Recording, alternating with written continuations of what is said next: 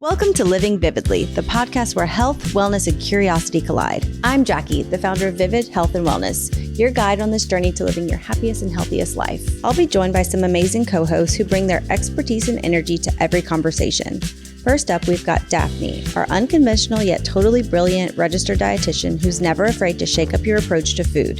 Then there's Dr. Mary Beth Moss, a physical therapist with a special passion for helping dancers move better and live better, no matter what stage of life they're in.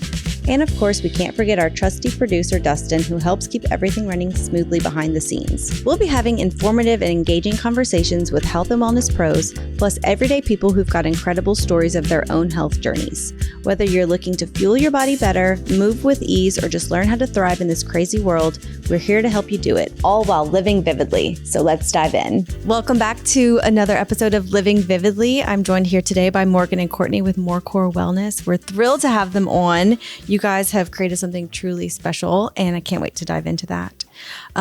Before we get started, I just want to read your vision that you have on your website. It says, at MorCor Wellness, we hope to work together with you to renew the essentials of life that the eye cannot see: joy, happiness, peace, wholeness, understanding, optimism, and confidence. While allowing science to meet your soul, we believe we must tend to your roots in order for you to produce good fruit. As a longtime user of psychiatric services, let's just say, that is unique. And I've not seen that anywhere else. Can y'all kind of tell us what that's all about? So my background personally, I started nursing school. This is where it kind of all started, the functional part. I started nursing school and I was having skin issues, eczema, stress belly. I was having just issues with belly issues, skin issues.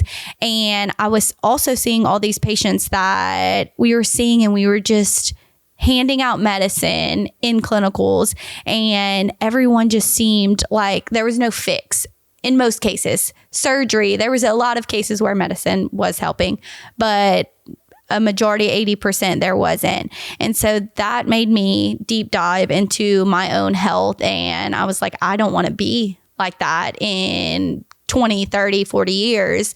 Like, there has to be a different answer, and there has to be something in combination with traditional medicine. So that made me go on my own research and journey through nursing school, throughout nursing and where I am now. And so I grew up with a grandfather who was a pharmacist, which seemed so convenient at the time. Anytime I had any ailment, we were antibiotic, here you go, whatever I needed. And as I got older and started doing my own research, I was like, oh my goodness, this is not, that wasn't so helpful. Like, thank you, Papa, for what you did, but didn't help me in the long run. And so as a nurse, the mental health aspect pivoted there, because in 2020, I was in an ER in New Orleans, and these patients were coming in, and everyone was, they were sick with medical illnesses, but everyone's mental health was just like in the ground, and I started realizing so many of these medical patients, typical medical patients, their anxiety and depression and all of those issues were keeping them in this spiral. They couldn't get any help to do anything with their medical issues besides just take medicine, because they couldn't have the strength to be able to even understand what was going on because the anxiety and depression. So which one happened first? And I have a lot of background of family issues and addiction, and I grew up with my parents in AA and a lot of treatment centers and stuff like that. And I have a beautiful story behind that. And so that's where I was like, mental health, I was in family nurse practitioner school, and I was like, what am I doing? Mental health is way more in my range, what I want to do, and functionally, bring something to the table that's not just medicine. I think medicine serves its purpose, and it's absolutely a place, and it is a place in our practice. And so when Courtney and I were in school together, and we were in clinics, and we were rounding at the hospitals and in these clinics, we would just come together and be like, okay, we've got to do more for these people. Not that, that's what we learn in medicine. So all these psychiatrists and psych MPs that we were with are doing what we learn, they're doing what we know best, and it does help patients. But you were able to recognize it went beyond just medication. Exactly. And so that's where we're like, oh my gosh, we want to do something so different when we're done with school. We don't want to start with another practice and like start that type of thing when we can just start what we want to do and build these relationships with patients that like we can meet them where they're at. Medication a lot of times is where we have to start, but then we can motivate and build that confidence and build where they want to be, which we've done with ourselves, I find, because we've searched and done all that research along with our medical practice and clinical experience. So that's where we joined together and we opened our clinic. So tell us a little bit about your background. Yeah. So kind of piggybacking off of what Morgan said, whenever we were in nursing school, we'd have to drive to Thibodeau, which is like Nurse 45 minutes. Yeah, Yeah. nurse practitioner school. 45 minutes. And I knew Morgan before, but we'd ride together and we weren't really friends at the time, like good friends. And we would just talk the whole way home, there and back. And I remember probably about a year from then, we were sitting at CC's in Lafayette and we were like, you know, talking about what more they need besides medicine. All of our exams were a lot about, you know, a lot had to do with medicine. And so we were sitting down and we're like, let's make a vision board. And it's so funny to look back on the vision board now because it's everything that we put on that vision board has like come to life today. A little bit about my background was mine's a little bit different. I started nursing school.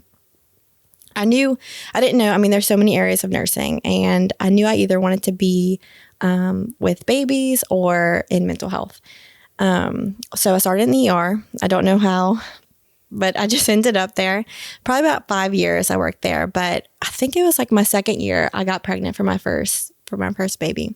And I had a great group of girls that I worked with. We were all very close. And after I had the baby, I never really struggled, that I knew of, anxiety and depression. But I remember being like, what's going on? I was going through postpartum and I was like, I don't know what this is.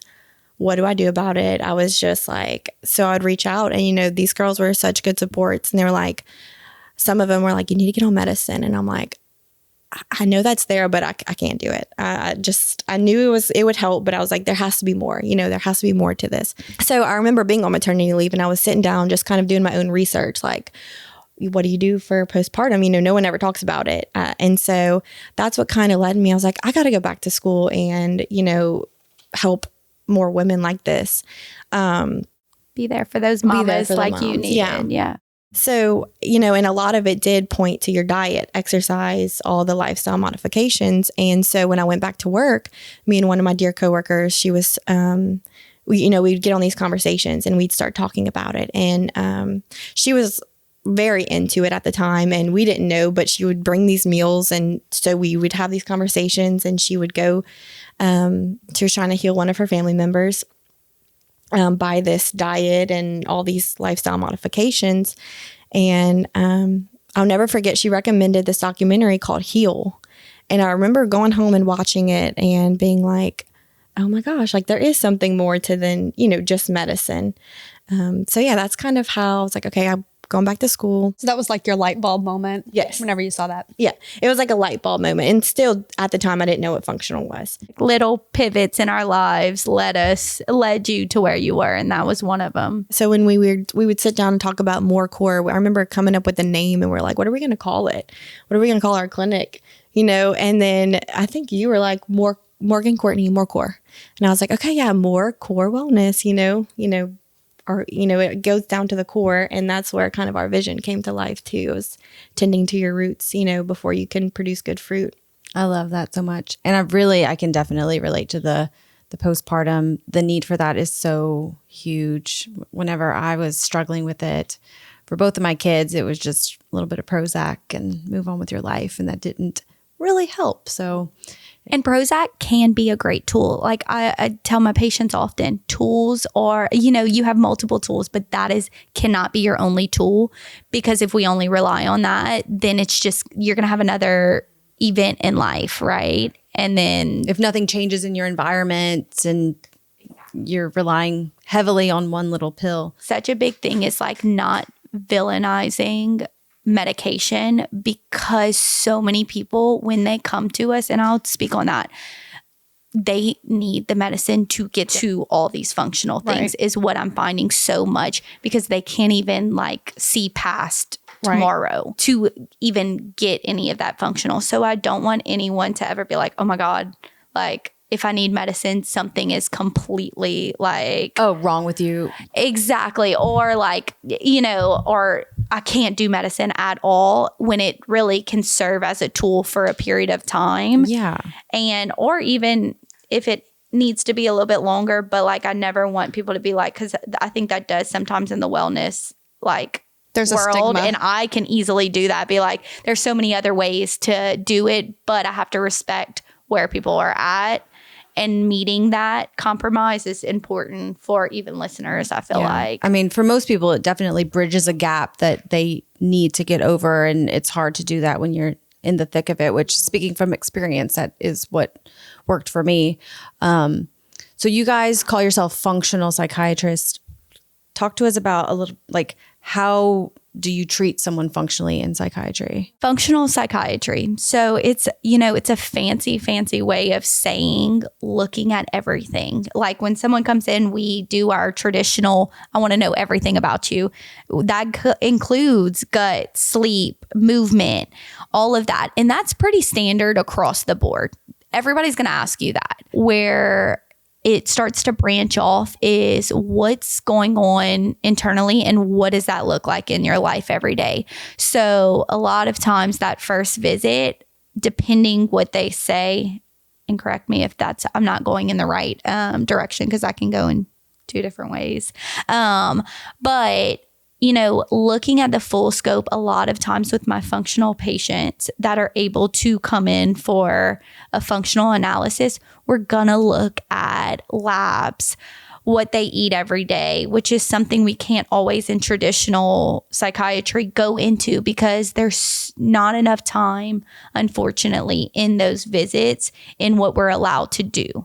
So the functional core part is looking at what inflammation markers with labs. What are you putting into your body?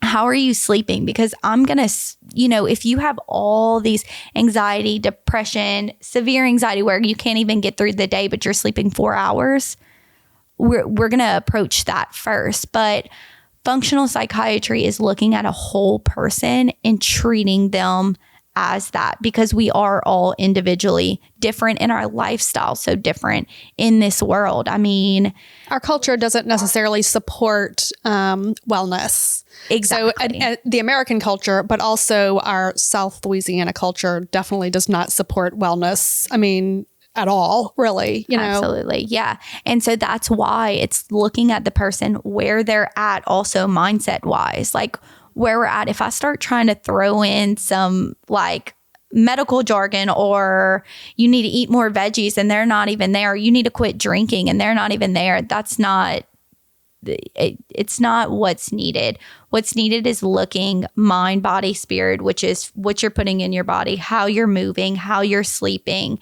And that's the functional aspect. Looking at those labs, you know, we do look at inflammation markers because that has a huge impact on gut health, which has a huge impact on brain health.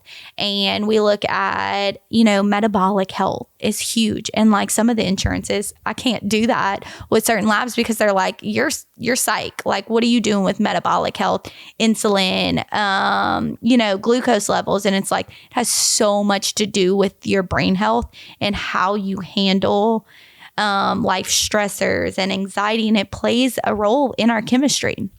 You know, we learn in school, chemistry. It's a chemistry problem. And it is. They are correct in that. But the reason for the chemistry problem isn't always genetic. It is sometimes. And there's always a component of that. You know, you can be more genetically predisposed for bipolar or schizophrenia. Absolutely. There's no, you know, that is the science. But there's so much more that goes into it and turning genes on and off, which I could nerd out on in Do y'all a do whole genetic different- testing in your clinic? So we do. We actually just got the packets in yesterday, I think. We will be offering it to our patients, but these genetic tests it's a mouth swab we send off. We get the results and it goes into, I don't know exactly how many, but it goes into specific gene mutations that a patient can have. It also goes into medication. And that's a big thing. So the genetic testing, to piggyback what you're saying, is it tests how a person metabolizes. Not necessarily there's a big misinformation out there of it tells you to take this medication, don't take this medication. That's not what it's saying. It's basically saying your body metabolizes this quicker or responds to this better. And so it also tests for comp genes and MTFR, which is really important for metabolizing and how just in general we take in supplements, medication, food that we eat. And so it gives us a little basis of that and tells us kind of like side effect. You might see a little more side effects because the body really metabolizes this or holds on to this. And so it kind of helps you gives with us the dosing of medications and choosing the medications that work. Exactly. Yes. But you could have a poor metabolize, like say Cymbalta for is it SNRI? It could be in the red for a patient. And really it just means that they need to be increased dose. So not that they absolutely are like a decrease in a dose. It depends. You have to analyze it. But it's not necessarily like some patients will come to us and they're like, I've had in clinic, during my rotations, like, oh my God, I'm on Cymbalta and I've done well on it, but it says it's horrible for me. And it's like, no, that's not. There's just more interpretation involved in it, but it's amazing for. Yeah, it does have some good insight on, gene mutations and for patients wanting to see a little bit more about what's going on internally. Cause we can't really always see that. And we always say in the psych world, it's kind of like a, what's it called? Not a gamble, but Yeah, like a shotgun approach. You're kind of it's like a trial and error almost sometimes. And you don't want to think that way, but there's an aspect of that because you can't look internally into someone necessarily. Right. It's the same with the gut health and the Right. micronutrient testing. It's a shotgun approach. If you don't test, you're just guessing and you're hoping for the best. Test, don't guess. I- That's what we say. As we've talked about previously, I am a test junkie. I love to find out what's going on under the hood. So I might have to take this gene mutation test. Yeah. I'll share my results on here. Oh yeah, that's a whole deep dive too, that MTHFR. It's becoming big on social media. I think recently I've seen a lot about it. Really interesting background about it. Yeah, I mean, we could go on a tangent about that, but Yeah, it's cool because they're putting folic acid in everything, and a lot of us can't metabolize folic Right. acid, and it's blocking Right. the folate that we actually need. So, like Courtney said, we could go on a tangent about that. We might have to do a whole episode about methylation and all that good Yes. stuff. Yeah. All the supplements that we sell. Yes, the I'm methylated sure. versions. And who would be like the ideal patient to get functional treatment with you guys? Like, why would someone want functional versus the traditional? So anyone who is, doesn't want to be, which we have all the time, doesn't want to be on medication forever, and they need something right here and now is what ends up happening. But they're like, hey, I don't want to be on medication forever. It's a commitment because insurance does not pay for functional. So that's really, I always say when people are like, what's your ideal client? Anyone who is willing and wants to get help, I'm open. I think we both feel that, open and willing to help. But functionally, you have to be a level of commitment because insurance does not pay for the amount of time it takes for functional medicine. And that's why this is a rarity, unfortunately, because they don't I'm not going to go on a tangent of insurance. Thankful for insurance, and I know it's very beneficial for a lot, but they won't pay for it. So anyone who is committed enough and knows that mental health is their main issues, anxiety, depression is taking over any other medical issue, and their brain is foggy and they're struggling to concentrate, but they're like, I don't want a stimulant forever. Or I don't want a stimulant at all. That is the ideal patient if they are committed to that process. So when you say committed, there's obviously a financial commitment. Correct. And a time commitment. Yeah. Time commitment and consistency. So if you come and you're like, I can make a meal plan, like a basic meal plan, refer out, if needed, or I can make a basic, this is what it could look like with your plan. I do take responsibility in the functional world, but you have to have some type of consistency. It's a commitment, yes, financially, but also like, are you going to leave here and get what you have to put actually into do it. the work? Because the one good thing about medication as a tool is it works, but there's so much more to be done. And it doesn't mean you have to devote every single day, morning and night. You have to have a ritual in the morning, have a ritual at night. It's slow changes. So it's building consistency, and you have to commit to that. Even if it's a 15-minute change in your day until you see me next. And probably being well enough to get to that action stage where you're not just deep in the trenches of depression and anxiety. You kind of starting to see the light and, okay, like I can do this, and then start doing the more functional. Right. And that is what I like we'll go traditional route. And a lot of my patients that are like, I don't want to be on medicine. I'm so against this, but like, I can't go anymore and I can't even add anything else to my plate. I'm like, let's do the traditional method for the next few months, get stabilized on there. And then if you're ready for that functional, then we'll transition to that. And so that is kind of like where actually a majority of my patients are right now, when they come to us. I think a lot of it too with my traditional patients is education, because when we go into our detailed assessment, especially the initial visit, we ask about sleep, appetite, movement, and all that stuff. It's about giving them a little bit of education, taking time whenever we are asking, and kind of educating a little bit about, how, for example, serotonin and how it does, if they're coming for anxiety and they're like, a patient in general can be like, yeah, I know it's an imbalance in my brain. And it's like, yeah, it is, but let's look at a little bit further than why it's an imbalance in your brain. And, with the serotonin, it does start in your gut. So, but a lot of people don't know that, you don't know what you don't know. And so I think it's important too for the traditional patients is to taking time each session to give them a little bit of education and get them kind of, not pushing them to functional, but getting them it's to building a knowledge base. Building a knowledge, yeah. Like the human body wasn't made to be medicated to function.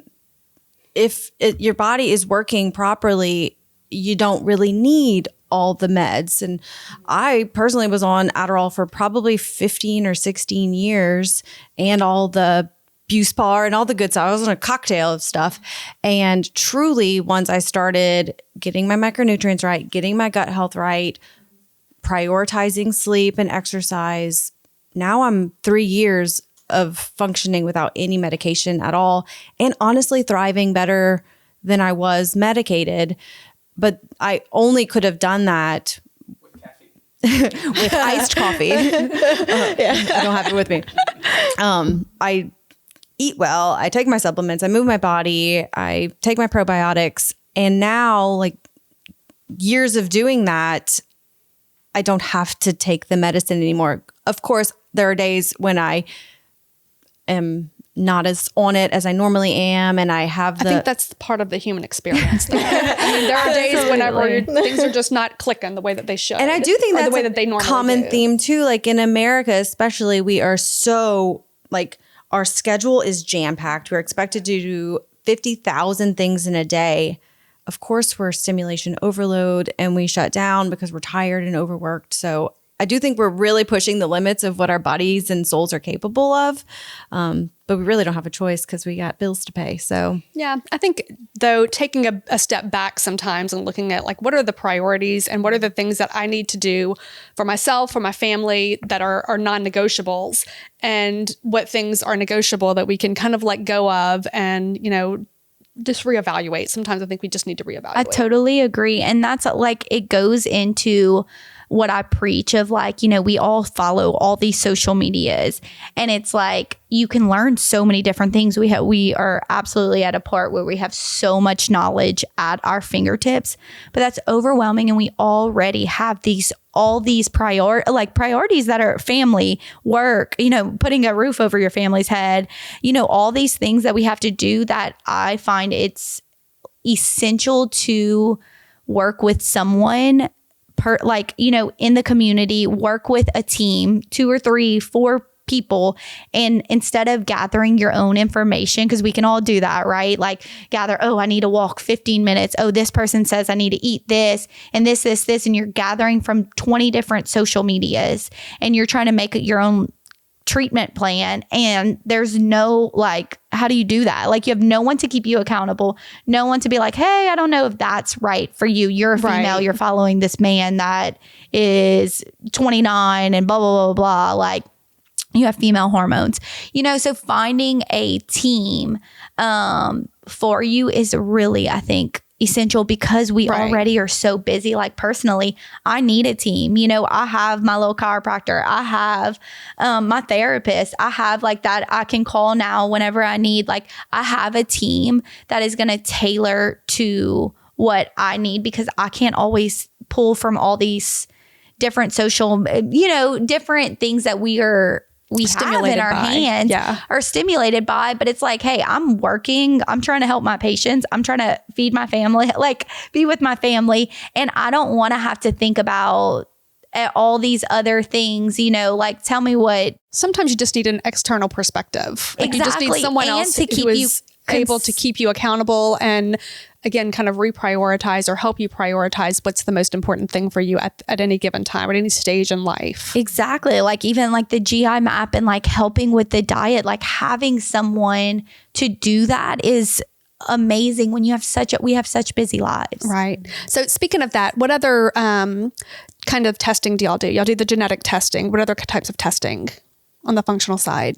We do. So labs, that is my go-to, of looking, like I said, kind of earlier. Not traditional labs, but more inflammatory. You said inflammatory labs. Metabolic is my go-to, because we can look at hormonal later. And what inflammatory markers do you look at? The high CRP, the SED rate, just labs that technically I don't want my patients memorizing what a SED rate is and a CRP.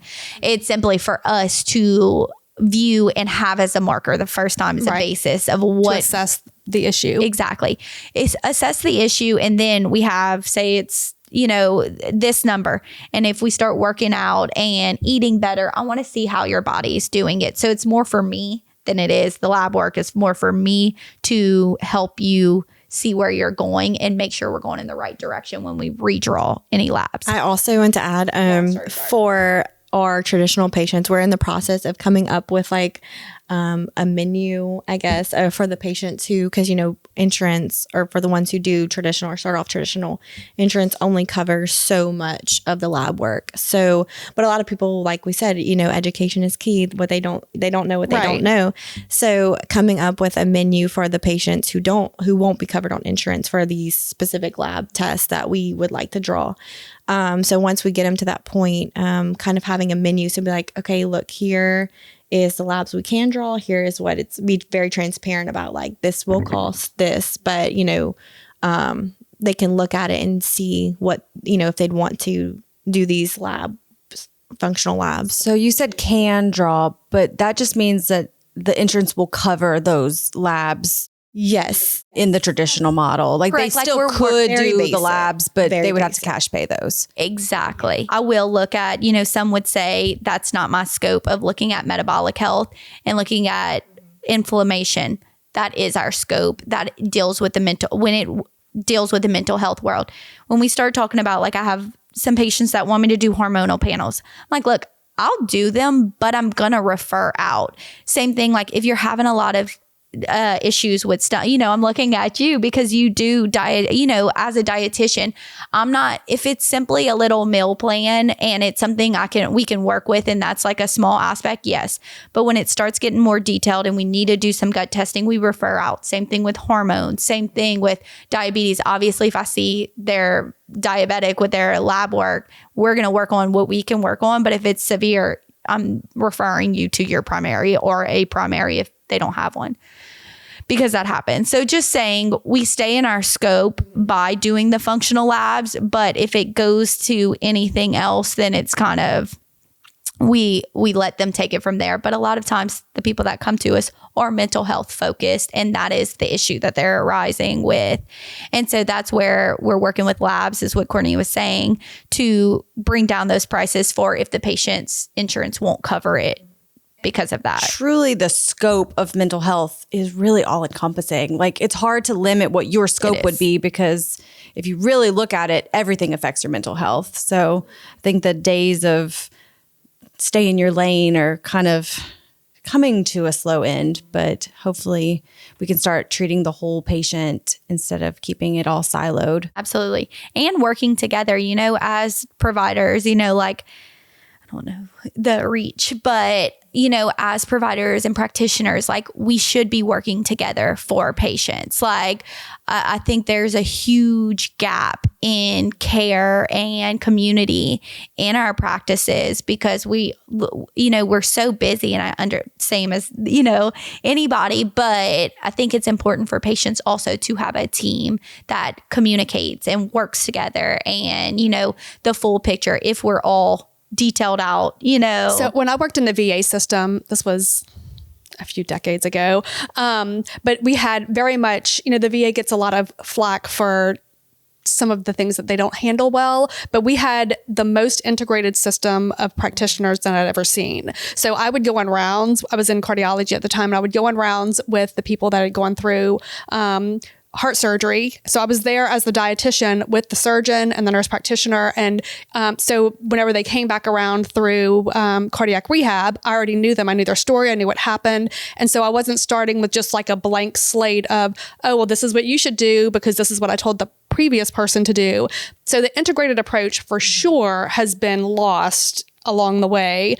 And I would imagine the VA system, maybe they're still doing it that way because that's how they were structured. But whenever you're on your own trying to handle your own healthcare, when one practitioner doesn't talk to the other practitioner or has no idea what's going on, or even doesn't necessarily believe in what one practitioner is doing, it makes it very hard for the person as an individual to have faith in the system and to think that the system, a medical system in any arena, has the capacity to be able to help you improve and help you like live your best life. And I feel like that's always the goal, is that we all just want to live our very best life. But if we're not talking to one another, if we're not referring to one another, or if I think, oh, I can handle all of your needs, then it does the patient a disservice, because one practitioner cannot handle all of the needs. A patient and ourselves, which in turn, we're all feeding off of each other. Right. If you help your patient, the patient helps you. And if you work with another practitioner, I find like that is definitely our future goals of having that integrated team, because it's essential for the patient and us as providers. We grow, like Absolutely. I'm not a dietitian, or I'm not, I'm like a chiropractor, but if we have like that network and that communication, then that's so much better for the patients in turn, I just think for all of us, right. Us and the patients, which Because as an ecosystem, it works well. Things fall through the cracks so easily. People are on conflicting medications, or there's so many problems that could arise. Something that you said earlier, you mentioned serotonin starting in your gut. Can we talk about the gut-brain axis a little bit and explain what that is? What that is basically is our brain and our gut communicate 1,000%. I mean, they say our gut is our second brain, and really some research says, no, it's our first brain. And that's how we, get anything to our brain is through our gut and what we put into it. They communicate through, and to add to that, to just exclamation mark, that is the vagus nerve is one thing that we regulate our nervous system and everything. And that's the brain and the gut are communicated through the vagus nerve, and they communicate through hormones and chemicals. And so that's why I'm sure, everyone hip to it. The vagus nerve is talked about so much for like relaxation and nervous system. And so that's, if that's out of order, or Can you tell a us lot a little of bit more times, about what is the vagus nerve? the vagus nerve is a nerve that runs from your head to your gut, and it helps, like it's a part of our autonomic system that basically regulates, that startle, fight or flight mechanism that we all have. That back in the day, you're running from a tiger. Now we're just chasing after our kids and they're screaming, and whatever that, or you have a busy day and your boss is yelling at you and you are overstimulated. That's that vagus nerve that's giving you enough stimulation to be able to handle what's going on. But a lot of times that gets dysregulated with different stressors, or simply your gut, like I spoke on earlier, antibiotic use. If you have, poor gut health, then all of that communication between your brain and your gut is just not doing what it needs to do. Is it correct that the vagus nerve runs from your brain down, like I think it runs like through your neck. It wraps around your stomach and controls how it wraps around your stomach that sits right up here, like fingers, and controls how efficiently the stomach acid and what's called chyme, the food mixed with stomach, moves through the stomach into the small intestines. But the vagus nerve also goes down into all of the small intestines. It's like innervated into the small intestines, into I think your liver, your gallbladder. I mean, it's really controls everything throughout the whole digestive system. Yeah, because whenever you were, 100 years ago running from a predator, your body needed to stop all of that. You can't digest food. You can't pee, poo. You can't do any of that if you're running from something. So it served that purpose to stop when you're stressed, when you're extremely stressed and you're going through things, then everything needs to be stopped because you need to focus on what's going on in that saving time. Your life saving your life. Right. And so that's a lot of our neurotransmitters that we talk about in psychiatry are made in the gut. A lot of people, they don't know that, they think serotonin in the brains or all the neurotransmitters, but serotonin is actually, I think it's 90% produced in our guts. What other neurotransmitters are there besides serotonin? Your dopamine, your norepinephrine, your serotonin, GABA, glutamate.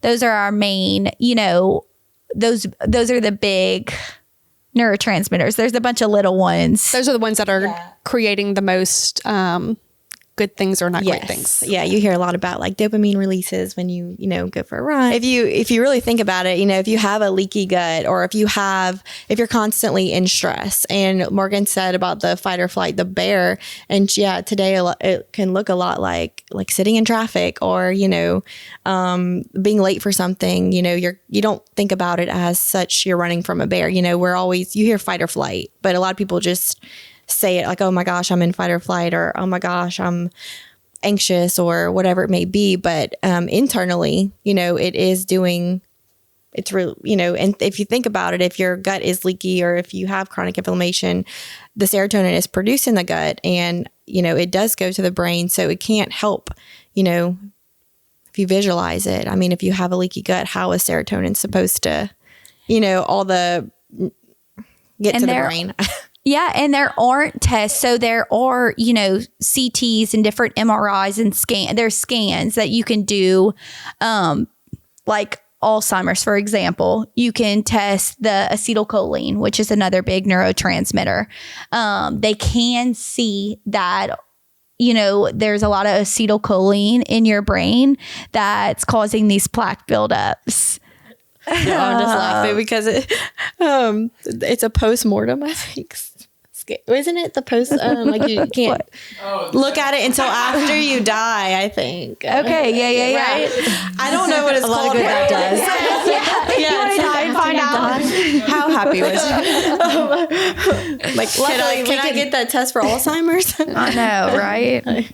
You can remember supplement anything. with choline, so that's good. Or you can eat liver or eat a bunch of eggs. I think all of the testing is like clues of a puzzle. So we've got a puzzle that we're trying to put together. So doing something like a GI map is going to look at, and that's the test that I do. There are certainly other GI tests that can be done, but it's going to look at the microbiome and how the microbes in the digestive system are, what's thriving, what you may or may not have, what's maybe there that's not supposed to be there, that could be inhibiting the digestive system's ability to produce serotonin. So it's a hint and it's a clue that gives you a piece of the puzzle. And so you have to be able to look at the bigger puzzle through different types of testings, through assessments, through lifestyle. And so you can put pieces of it together, but there's not a specific test that says we're not testing for how much serotonin you have in your body. Whenever people talk about leaky gut.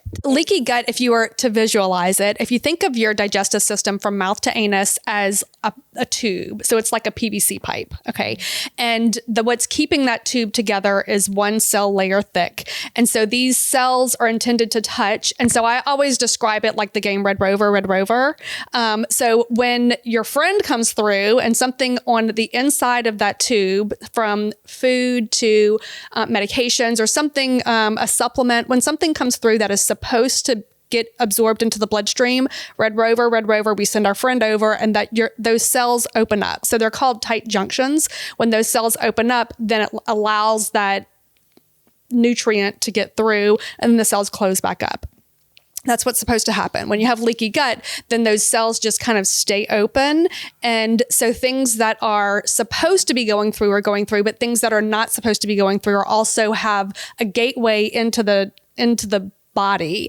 And so ideally, we would want to be able to send our friends over, Red Rover, send our friends over and let those tight junctions that hold the gut together, let them stay tight until something is supposed to open up and go through. But whenever they stay open, then you know that things are going through that are not intended to go through. Which is inflammation, like things that break down. Those can be inflammatory markers. It can be cytokines. It can be viruses. It can be stress, bacteria chronic stress that are causing that leaky gut. Yes. That cause it, but also that slip through that.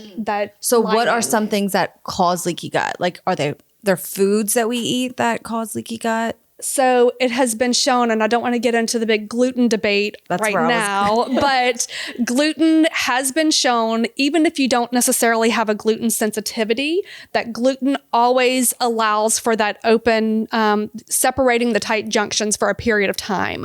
Where it becomes a little bit questionable, what we don't know is what causes the tight junctions to close up for someone who doesn't necessarily have gluten sensitivity. So as an example, let's say you have Where are these junctions again? in your belly. the tight junctions are the cells that line the tube of the stomach. They are the PVC tube. They are the PVC, because it's more of a muscular lining, and like your esophagus and your stomach is more of a muscular lining. But the intestines, the small intestines, are the tube is made up of these cells. So if you have someone who does not have gluten sensitivity, they eat gluten, the cells open up for a period of time, and then it will close up fairly quickly. Whenever someone has more of a gluten sensitivity, and as you can imagine, there's a spectrum of gluten sensitivity, everything from a little bit of sensitivity where you can't have large amounts of food over and over and over that have gluten, to someone who has more of an extreme sensitivity. So it's always on a spectrum. But the amount of time that those cells remain open is kind of what determines the level of sensitivity that you have. Which can be, in extreme cases, leaky gut. Right. So that is one thing that can lead to leaky gut. So that's an example of functional psychiatry. You know, we're talking about not having enough serotonin, which is, I think, your happiness hormone. Is that the one that is basically... It's your feel good. Yeah. So if you're depressed, you're having some serotonin issues, that starts in your gut. You might have a gluten sensitivity and so it's digging deeper to try to find out why you don't have enough serotonin. just to kind of bring this full circle, for someone who is depressed and not feeling well, if you tell them right off the bat, like, all right, you have a gluten issue, let's take gluten out, and they can barely get themselves up to eat something, taking gluten out of their diet, while it will help, they can't pull it together to be able to make that happen until they feel better. And then they're like, oh, okay, this is a possibility now. Now I can work on myself a little bit more. So that's where the medications come in, because they can be such an important factor in being able to get someone to the point where they can care. And, yeah, especially when the easiest thing to eat is just toast. Right. Or I went and gave blood this morning for something totally unrelated to this. And there were Pop-Tarts sitting on the phlebotomist thing. And I was like, oh gosh, do I say something? Do I not say something? What do I do? But I didn't say anything. Hospital food's a whole different conversation. Yeah, that wasn't even in the hospital. But that's a whole different conversation. So that's why I think education is so important too, because, if they do come in like that and you do notice it is, their diet, if you throw education at them and you're like, this is, like you said, this is what you need to do. But if you're kind of not focusing on that, but kind of giving education while you're treating them, I feel like it helps the next appointment. You can follow up with it. And, if they're in a better headspace, go a little bit deeper into it. It's pretty crazy how many patients I'll I'm all about little nuggets of information and how often my patients are like, oh my God, I've never been told that. And it's like something about nutrition, or it's something about, I say sleep a lot because that's a lot of things, but like nutrition and sleep, I'll say something like a little small nugget that in my world is one of the basics of ABCs of like wellness. And it's like, oh my God, I've never heard that before. And I'm like, I'm so thankful to have said that and not just like overlooked it because everybody knows that. Right.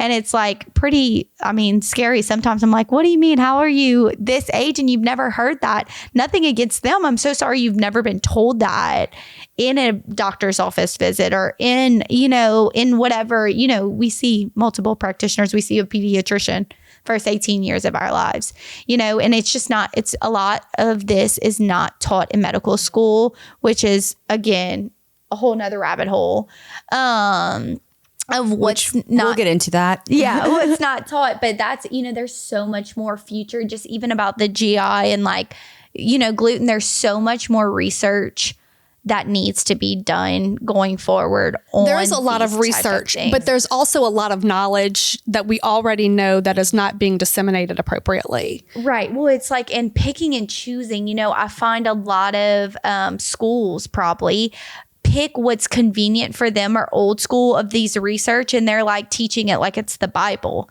And it's like, well, I can find a research article that's even a better study group that is saying the exact opposite of what this old outdated research that you're saying it's Bible, and you're telling these students and patients that this is what it is. And it's like, well, there's contradicting, and we have to stay up to date with what's going on. So being, having a practitioner that you trust and a group, it goes into saying that, because it's like what's out there isn't always, you can find research and you can find what you want to find. If you want to find gluten is the be all, you could probably find a research article that says gluten is serving you and you are, someone funded that study for sure. Absolutely. Like some drug company out there the is Grains like, Council. They're like, go eat gluten. You are saving yourself. It's great for your mental health. Yes. So,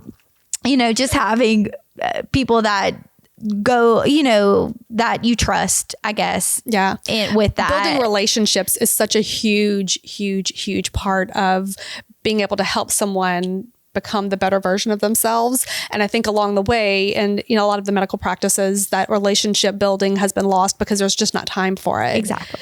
So exactly. And that's, key, I could go on, but like having I feel when I have a good relationship with my patient and they're doing well, and I'm like, I know that's half the work. Yeah. Half of it is having someone that they can go to and trust, and like someone that will listen to them. Someone that that's feels such a profound, to be heard.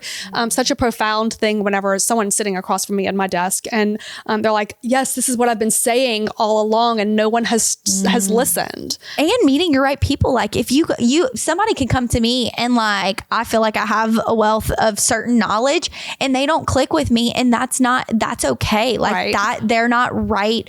Our vibe, for a lack of better, isn't the same. So like, that's okay. Maybe I'll be like, hey, Courtney, I think, you might, or someone else, having a provider. I always say this with therapists too. Like anyone who comes to me, Courtney knows I've like said this a million times, and to our friends, to anyone, like if you go to a therapist and you don't like what's going on, that doesn't mean they're a bad therapist, but you need to move on. That's funny that you say that, because I usually say it like, if you have a toilet in your house that's overflowing and you call the plumber, it doesn't matter how good the plumber is. If your toilet is still overflowing, then you're going to call another plumber. Yeah. There's just no other way around it. Exactly. And in that aspect, it's like, nothing's wrong with that provider. And we have to like check our ego, because sometimes it's not right. And what's most important is a therapeutic relationship and a trusted relationship. Like I might remind them of their daughter, or I might remind them of their friend that used to like be ugly to them in a certain way. And so therefore I want them to get the best results out of their experience. So I need to check my ego if they don't want to come back to me. And I think that goes all across the board. And, the people pleasing, like if you don't align with your provider, nothing's wrong with that. Move on. There is going to be a provider that you do align with. Can we switch gears for a second? Yes. Do y'all ever recommend, do y'all have like a supplement plan that y'all recommend, or that y'all test for certain nutrients and you recommend, like, something as basic as vitamin D or omega-3s or anything like that?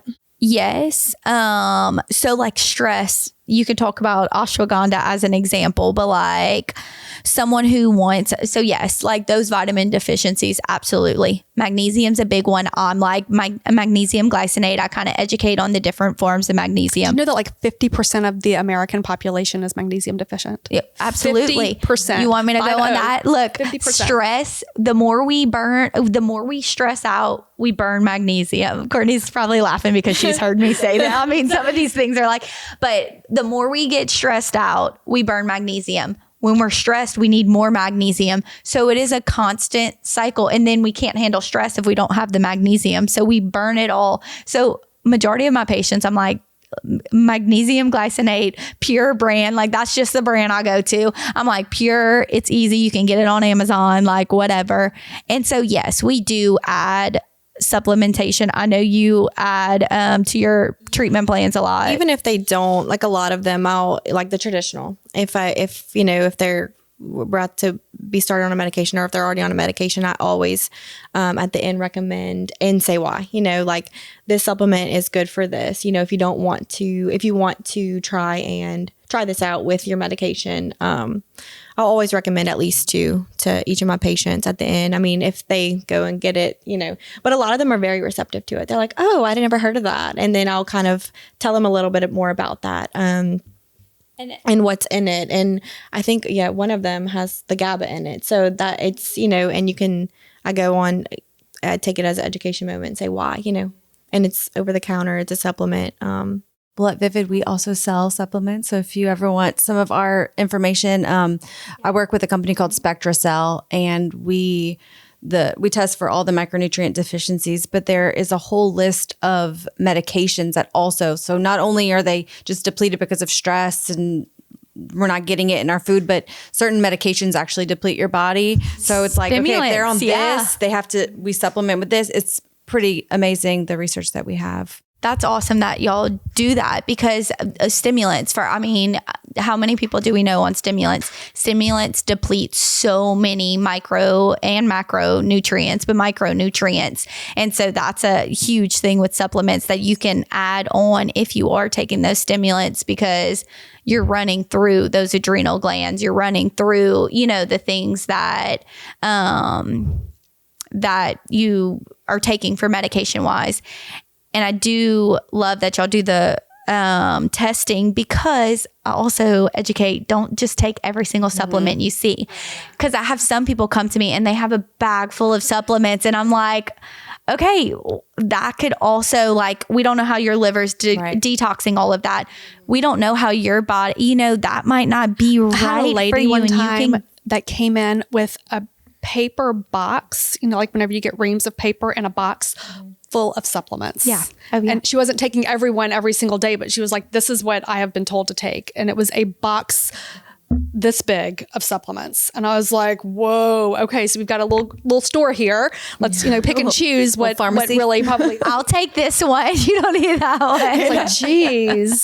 So yeah, definitely you can't supplement everything. What are some simple action items that our viewers can put into their lives to help support their mental health? Oh God, I feel like there's so many. I always say, and me and Morgan are pretty good at it when we, balance each other out, really, is laughter.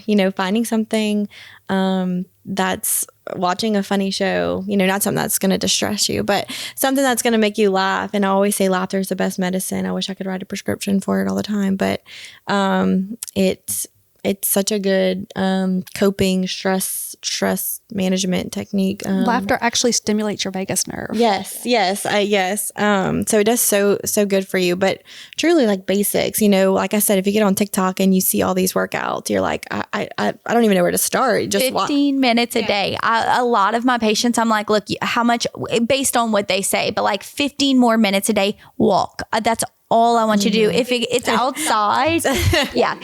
If it's outside, bonus points. Like you're getting plus 20 bonus points. But like movement, every treatment plan looks a little bit different. But just basic, like how to go outside for 15 minutes, walk, do something build from 5, 10. But like moving your body is so important for your gut, for your brain health, for all your cells, the junctions we talked about today. Like it's good for every single cell in your body we're meant to move our body. So if that's 5 minutes, like you don't need to do this extensive workout at first. Like that's not even, I don't want you to do that, So that's a little tidbit, laughing. And look, if you could laugh and go work out with your friend. I mean, I could not work out with Courtney. No, yeah. We'd be giggling the whole time.